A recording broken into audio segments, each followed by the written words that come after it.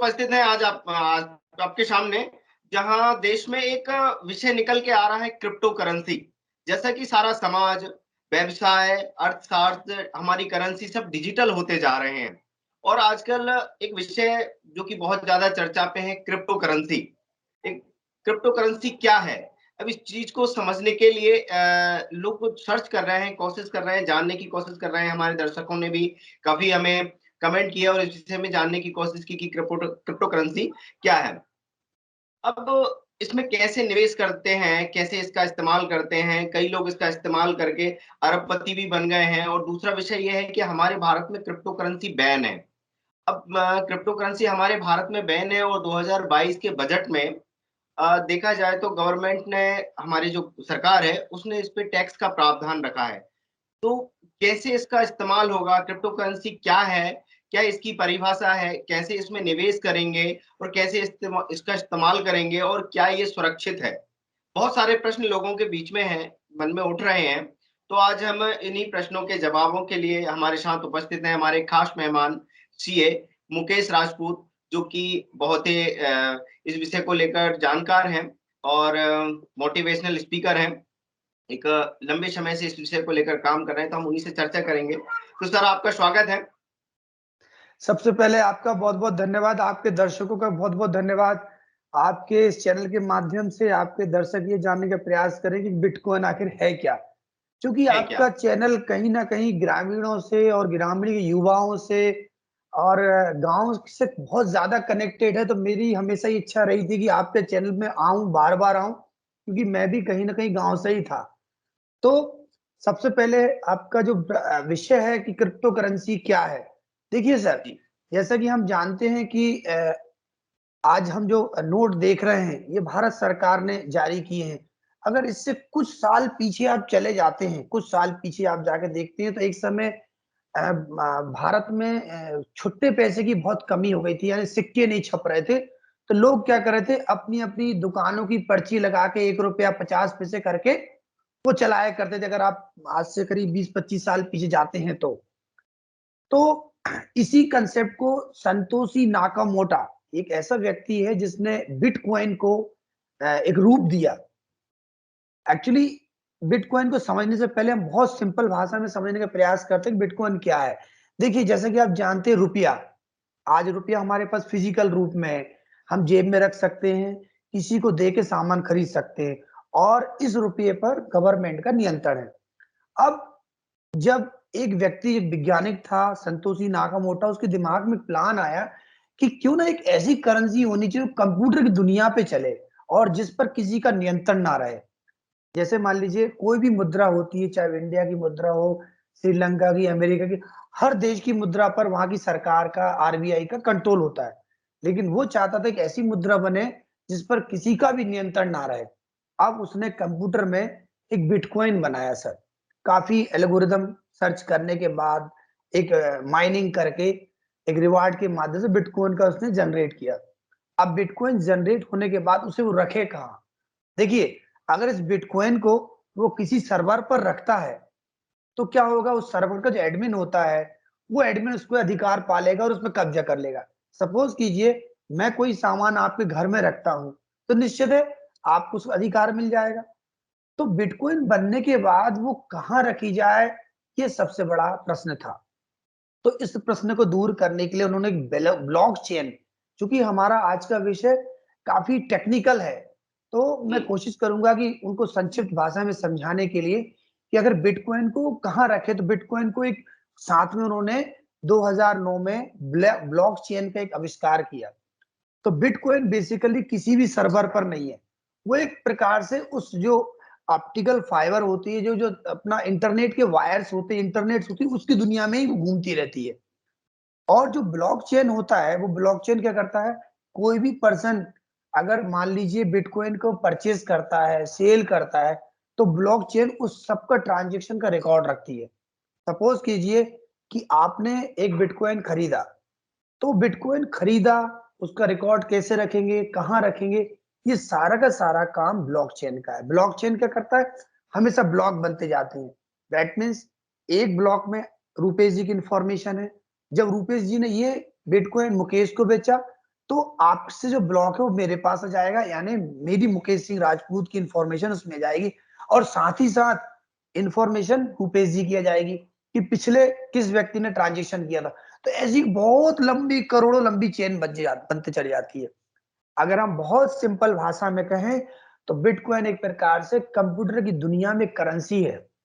आज से अगर हम करीब बहुत साल पीछे चले जाते हैं, जहां पर कोई राजा नहीं था, कोई प्रजा नहीं था, तो आपने देखो वस्तु विनिमय, यानी अगर मेरे पास गेहूं है और आपके पास आइसक्रीम है, तो मैं गेहूं का गिलास देकर, एक गिलास गेहूं देकर आपसे आइसक्रीम लेता था।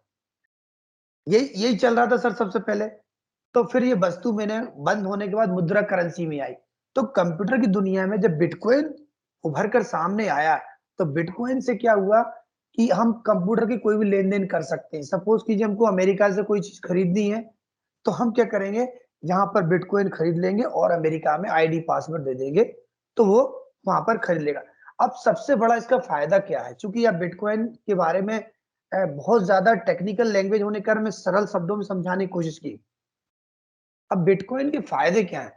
देखिए सर, इसके कई फायदे हैं। सबसे पहली बात तो नोट की छपाइयों में बहुत कीमत लगती है, तो उस कीमत से आप बच जाते हैं, क्योंकि ये मोबाइल से, कंप्यूटर से, किसी माध्यम में आराम से ट्रांजेक्शन हो सकता है। इसकी रखने की लागत बहुत कम होती है, क्योंकि ये खराब नहीं होता, और इजिली एक दूसरे से ट्रांसफरेबल होता है। अब इसके नुकसान क्या है सर? इसके नुकसान बहुत सारे हैं। सबसे बड़ा नुकसान तो ये है कि ब्लैक मनी का ट्रांजेक्शन होता है, इलीगल एक्टिविटी होती है, और हवाला का काम होता है, तो कुछ आतंकवादी टेररिस्ट गतिविधियों में इसका इस्तेमाल होता है। तो इस प्रकार कहीं ना कहीं गवर्नमेंट इस बात को लेकर परेशान थी कि बिटकॉइन पर आखिर कंट्रोल कैसे की जाए, क्योंकि बिटकॉइन किसी सर्वर पर नहीं है, किसी घर पे रखी नहीं है, तो उसका नियंत्रण किसी पर नहीं था। अगर पूरी दुनिया के कंप्यूटर ही बंद कर दी जाए तब भी बिटकॉइन को समाप्त नहीं किया जा सकता था। तो सरकार ने अब इस पर एक पॉलिसी बना दी। पॉलिसी ये बना दी कि आप अगर बिटकॉइन की खरीदारी करते हैं, सेल करते हैं, तो हम उस पर इनकम टैक्स लेंगे 30%। यानी गवर्नमेंट ने इसको करेंसी नहीं माना, गवर्नमेंट ने इसको वर्चुअल एसेट माना है सर। तो वर्चुअल एसेट जो होता है, वर्चुअल एसेट्स के लेन देन पर आपको इनकम टैक्स 30% देना पड़ता है, और जो उस पर जीएसटी भी देना पड़ता है। आपको याद है कि पेटीएम कभी कभी रिवॉर्ड देता है ना सर? तो जो हम्म। रिवॉर्ड आपको, जी, जो रिवॉर्ड आपको वो देता है, you can not convert reward to money. आप मतलब उस रिवॉर्ड को मनी में कन्वर्ट नहीं कर सकते। हाँ, आप कुछ सामान ले सकते हैं, तो वो भी वर्चुअल एसेट में ही आता है सर, और उस पर भी टैक्स लगता है। तो वर्चुअल जो करेंसी है, या वर्चुअल जो एसेट्स है, या जिसको डिजिटल करेंसी भी कहा जाता है, सरकार ने कहीं ना कहीं इसको मान लिया।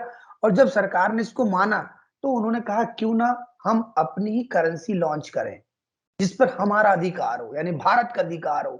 तो सीतारमण, हमारी फाइनेंस मिनिस्टर साहब ने घोषणा कर दी कि 22-23 की शुरुआती दौर में हम अपनी ही एक डिजिटल करेंसी लॉन्च करेंगे। लॉन्च करने के पीछे का रीजन ये था कि बहुत सी टेररिस्ट एक्टिविटी है उसमें इसका इस्तेमाल होता है, उससे रोका जा सके। बिटकॉइन, आज की तारीख बिटकॉइन के साथ और भी कई वर्चुअल करेंसी मार्केट में आ गई है। तो सिंपल सा कंसेप्ट उसका यही है, कंप्यूटर की दुनिया की करेंसी। हाँ, ये आपने जो बताया कि कंप्यूटर की दुनिया की टेक्निकल चीज है, ये जी बहुत ही समझने वाली। क्योंकि अब आम लोग इसका इस्तेमाल कैसे करें, सबसे दूसरा सबसे बड़ा विषय है कि आम जनता इसका इस्तेमाल कैसे करे। अच्छा, इससे पहले भी मैं आपसे एक प्रश्न चाहूंगा कि जी सरकार ने हमारे भारत में इसको अभी बैन किया गया है, बैन जी है, पहले से हमारे देश में बैन है। तो जब हमारे देश में ये बैन है और इस पर टैक्स लग रहा है, तो क्या क्या हो सकता है, कैसे होगा ये सब? देखिए, जहां तक मैंने बड़े ध्यान से इसका अध्ययन किया है, तो सरकार, क्योंकि चूंकि वर्चुअल करेंसी जो है, उस पर किसी का कंट्रोल नहीं है। अगर उसको हम बैन कर भी देते हैं ना सर, तो उसको मतलब रोक नहीं सकते हम, क्योंकि वो, उस पर किसी का अधिकार नहीं है, किसी भी देश का अधिकार नहीं है। वो कंप्यूटर की दुनिया में अपने आप चल रही है। मतलब वो किसी सर्वर पर आप किसी चोर को कैसे पकड़ेंगे, जब वो कहीं बैठा हो, घर में हो, वहीं जाके पकड़ सकते हैं ना सर, जिसका एड्रेस हो। अब जिसका कोई एड्रेस ही नहीं है, तो उसको कहाँ पकड़े? तो सरकार ने कहा कि एक काम करते हैं हम, चूंकि भारत के कई लोगों को इसमें पैसा भी लग चुका था सर, अगर इसको इलीगल मनी घोषित कर दें सरकार, तो क्या होगा, हमारे भारत के करोड़ों रुपए लोगों ने उसमें पैसे लगा दिए हैं और वो उनको नुकसान हो सकता था। तो सरकार ने एक तीसरा मार्ग लेकर आई, एक थर्ड उसने विचारधारा रखी। विचारधारा ये रखी कि क्यों ना इसको वर्चुअल एसेट मान लें।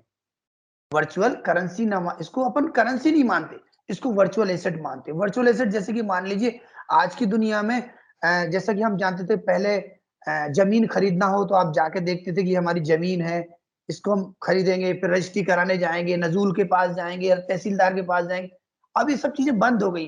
अब आपको याद होगा वर्चुअल प्लॉट भी आ गए, वर्चुअल एग्रीकल्चर लैंड आ गई। मतलब आपको अगर लैंड खरीदनी है ना सर, तो आपको किसी किसान के खेत में जाने की जरूरत नहीं है। आपको कंप्यूटर की दुनिया में ही एक वर्चुअल आपको खेती मिल जाएगी, उस खेती को आप खरीद लीजिए और फिर यही खेती आप किसी और को बेच दीजिए। तो इस तरह के ट्रांजेक्शन कंप्यूटर दुनिया में बहुत ज्यादा चल रहे थे। सरकार कहीं ना कहीं इस पर कंट्रोलिंग तो पाना चाहती है, तो कंट्रोलिंग पाने का एक तरीका सरकार ने खोज निकाला कि हम एक काम करते हैं, इसको वर्चुअल एसेट मानते हैं और उस पर टैक्स लगाते हैं। तो टैक्स लगाने से ये हो सकता है कि उस पर ट्रांजेक्शन धीरे धीरे कम हो जाए। और आप यकीन मानिए जिस दिन सरकार ने घोषणा की कि हम इसमें टैक्स लगा रहे हैं और अपनी करेंसी लॉन्च कर रहे हैं, उस दिन के बाद से इसकी वैल्यू लगातार गिरती जा रही है भारत में। अच्छा, ये आपने जो जानकारी दी महत्वपूर्ण है। अब आम लोग इसका इस्तेमाल कैसे करेंगे? कैसे उसे खरीदेंगे? कैसे उसमें निवेश करेंगे? कैसे उसे बेचेंगे? क्या किस तरीके से इससे व्यापार होगा? और इससे व्यापारिक तौर पर व्यावसायिक रूप में क्या फ़ायदा हो सकता है? कि कैसे इसका इस्तेमाल हो? बहुत ही बड़ा प्रश्न किया है सर आपने, सच में। मतलब आपके दर्शक जानकर बड़ा प्रभावित होंगे कि आखिर वो किसी वर्चुअल करेंसी का ट्रांजैक्शन कैसे करेंगे। देखिए, अभी तक जो करेंसी मार्केट में है, वर्चुअल करेंसी जो कि बिटकॉइन या जो भी और भी चीजें हैं, तो उसका लेन-देन एक आम आदमी नहीं कर सकता, क्योंकि वो उसका मतलब मैं चाहूँ कि जाके मैं बिटकॉइन खरीद लूँ, ऐसा संभव नहीं है। पहले मुझे क्या करना पड़ेगा, ब्लॉकचेन का हिस्सा बनना पड़ेगा। ब्लॉकचेन का हिस्सा बनने के लिए मुझे अपने केवाईसी डॉक्यूमेंट्स वगैरह जो बिटकॉइन के एक्सचेंज बने हुए हैं, चूँकि वहाँ पर पहले से करोड़ों यूज़र हैं और उन यूज़र के बीच में आपको जाना है। तो जब उन यूज़र के बीच में आपको जाना है, तो अपना फॉर्म फिल करके आप जब डालेंगे, तो क्या होता है, उस यूज़र के जो 75% वोट होते हैं, जिसको कॉन्सेंसस रूल बोलते हैं हम। बहुत टेक्निकली सर, मतलब किसी भी नए व्यक्ति को हम अपने एरिया में कैसे आने दें, इसके लिए पहले से जो यूज़र बने हुए हैं, वो आने के लिए उसको परमिशन देते हैं, उसको कॉन्सेंसस रूल बोलते हैं। जब कॉन्सेंसस रूल अप्रूव करता है कि हाँ, रूपेश जी को अंदर आने दो, तो रूपेश जी अंदर आएंगे और फिर आकर बिटकॉइन का निवेश कर पाएंगे, खरीद कर पाएंगे। दैट मीन्स ये कि वर्तमान में जो सिचुएशन है, उसके अनुसार एक आम आदमी बिटकॉइन को केवल खरीदने के उद्देश्य से, खरीदने यानी निवेश के रूप में ही इस्तेमाल कर सकता है। उससे भी वो वस्तु विनिमय नहीं कर सकता कि बिटकॉइन का पेमेंट किया और जाके वो टीवी खरीद लाए, एलईडी खरीद ले, कपड़े खरीद ले, ऐसा वो कुछ नहीं कर सकता। वो सिर्फ क्या कर सकता है, बिटकॉइन में निवेश कर सकता है और निवेश करने के बाद अगर बिटकॉइन की कीमत बढ़ती है, तो उसको बेच सकता है। बेच करने के बाद वो इंडियन रुपीज में उसको कन्वर्ट कराएगा। तो जब कन्वर्जन होगा, उसी समय टैक्स लगेगा सर। यानी जब तक वो कन्वर्ट नहीं होगा तब तक उस पर टैक्स नहीं लगेगा, क्योंकि सरकार को पता ही नहीं चलेगा। सरकार को दो जगह पर पता चलेगा कि आपने बिटकॉइन खरीदा है। एक, जब आप इंडियन रुपी को कन्वर्ट करके बिटकॉइन खरीदेंगे, और दूसरा, जब बिटकॉइन को आप सेल करेंगे तो उसे कन्वर्ट कराएंगे इंडियन रुपी में, क्योंकि इंडिया में बिटकॉइन के एटीएम नहीं है। कहीं कुछ देशों ने तो इसको मान्यता दे दी है कि बिटकॉइन का एटीएम लगे हुए, आप जाइए बिटकॉइन को भजा के अपने एटीएम से पैसे निकालिए। इंडिया में चूंकि पूरी तरह लीगली नहीं है और इसे इलीगल भी नहीं कहा गया है, कि उसको बीच में रखा गया है, क्योंकि सरकार खुद कंफ्यूज है। तो जो भी निवेश इसमें निवेश करने जा रहा है, तो मैं हमेशा कोशिश करूंगा कि आप इसमें निवेश से बचें, क्योंकि मैं नहीं चाहता कि सरकार की करेंसी आने के बाद सडनली आपका जो निवेश है वो डूब जाए। क्योंकि हो सकता है आने वाली इंडिया की जो करेंसी होगी वो कुछ इस तरह होगी कि कीपैड मोबाइल पर ही चलेगी। मतलब इंडियन जो करेंसी आएगी वर्चुअल, वो नेट, बिना नेट पे चलेगी, कीपैड मोबाइल पर चलेगी। शायद कुछ ओटीपी टाइप का कोई पासवर्ड वगैरह होगा कि आप ओटीपी बताएंगे और सामने वाले को पेमेंट हो जाएगा। दैट मीन्स ये है कि इंडियन करेंसी को आप रुपीज में भी कन्वर्ट करेंगे और वो करेंसी मानी जाएगी। कुल मिला के और संक्षिप्त में कहें तो जिस चीज को हम करेंसी बोलेंगे उस पर टैक्स नहीं लगता सर, और जिसको आप एसेट बोलेंगे उस पर टैक्स लगता है। ये विषय है। ये एक बड़ा विषय है कि किस तरीके से आपने बताया कि आम लोग इसे इस्तेमाल करने से पहले उन्हें टेक्निकली उसके लिए रजिस्ट्रेशन करना होगा, ओटीपी जैसा, और फिर उसके बाद जो एडमिन है, जो उसके यूजर्स हैं, वो उसके साथ जो ब्लॉकचेन का आपने बताया कि वो उसे परमिशन देंगे, उसके बाद ही वो व्यक्ति उसके उनके साथ जुड़ेगा मैं और या बिटकॉइन। मैं आपके चैनल से उन युवाओं को भी एक संदेश देना चाहता हूँ जो कि इसमें निवेश कर रहे हैं। देखिए क्या है कि मेरा मानना है व्यक्तिगत रूप से कि आज के युवा इसमें निवेश ना करें। निवेश करने के लिए हमारे भारत में और भी कई टूल्स हैं, जहाँ से अच्छी आप इनकम कमा सकते हैं। किसी दिन विषय पर आकर मैं आपसे चर्चा करूँगा कि भारत में ऐसे कौन से टूल हैं जो बहुत सुरक्षित हैं और ज़्यादा रिटर्न भी देते हैं। मैं किसी दिन ये बताऊँगा तो मैं हमेशा युवाओं को ये बोलूँगा कि आप ऐसी किसी वर्चुअल एसेट या वर्चुअल करेंसी में ना जाएँ। ऐसा ना हो कि आपका पूरा पैसा एक दिन में ब्लॉक हो जाए और बहुत ज़्यादा नुकसान आपको झेलना पड़े। ये एक बड़ा विषय है, तो मैं अपने दर्शकों से निवेदन करना चाहता हूँ कि जो हमारे साथ हमारे खास मेहमान मुकेश राजपूत जी हैं, तो इनके द्वारा जो भी बातें कही जा रही हैं या आपके मन में कोई प्रश्न उठता है, तो अपने प्रश्नों को कमेंट में ज़रूर लिखें। आप जो जी। भी पूछना चाहते हैं या जो बिटकॉइन है, क्रिप्टो करेंसी है, एक बड़ी चीज़ है, एक प्रश्न चिन्ह बना हुआ है, जो कि काफ़ी हमें बहुत सारी जानकारी मुकेश जी के माध्यम से मिली है। परंतु फिर भी अगर आपके मन में कोई भी प्रश्न अगर उठता है कि क्रिप्टो करेंसी क्या है, क्या ये सुरक्षित है, और भी अगर आपको कुछ लगता है कि आपके मन में जो प्रश्न आ रहे हैं, तो कमेंट में आप लिख सकते हैं। फेसबुक पर आप देख रहे हैं तो फॉलो करें और कमेंट पे जरूर इस चीज को क्लियर करें, और यूट्यूब पर देख रहे हैं तो सब्सक्राइब भी करें। और इस विषय पर जो आपको लगता है, आपके कुछ प्रश्न जो भी आ रहे हैं, तो कमेंट में इन चीजों को जरूर करें। आगे हम आपके कमेंट को पढ़कर हमें जो भी आपके प्रश्न आएंगे इस विषय पर, हम राजपूत जी को पुनः आमंत्रित करके आपके उन प्रश्नों का समाधान जरूर करेंगे। ऐसा हमारा बिल्कुल। प्लान है।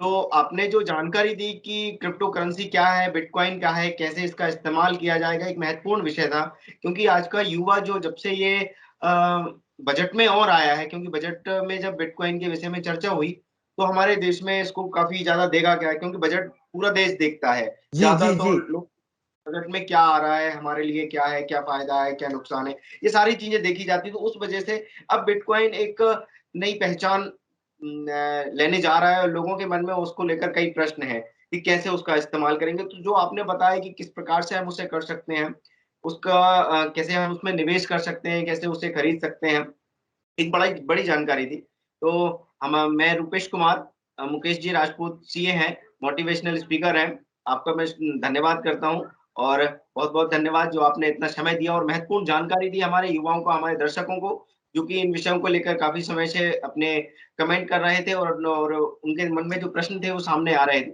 आपका जी। बहुत-बहुत धन्यवाद। नमस्कार जी।